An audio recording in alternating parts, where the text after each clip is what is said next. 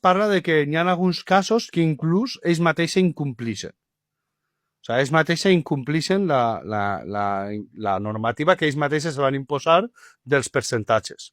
Si és un percentatge de tal i un percentatge de tal, haurem de fer mis cojones i jo 33, ha dit el conseller. Se fan els dos en castellà i punto pelota.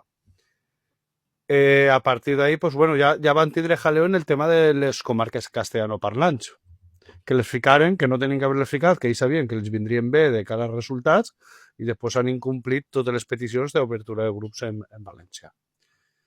I a tot això, ja acabé, de Rovira, l'altre dia va treure compromís que ja portava 22.000 euros en guany gastats en fartades, crec que era. 22.000 euros en fartades. Jo que sé, que contrates a un parell de professors de jornada reduïda també, jo que sé. Bueno, doncs així estan les coses.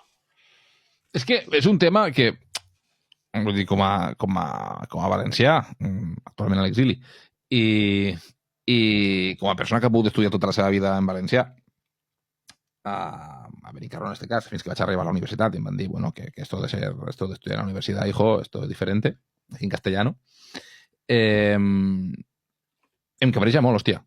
Em cabreja moltíssim. I parlo sovint en gent d'aquí a Catalunya, i es fan creus, que aquí també tenen el seu, amb el tema de si el Constitucional diu que no sé què, és el tant per cent, si hostes en vinagre, però el fet de que una persona vulga estudiar en valencià i l'administració li ho impedisca, això quants drets humans estan follant-se? Vull dir, anem a parlar clar. O sigui, això ja no és un tema de burocràcia.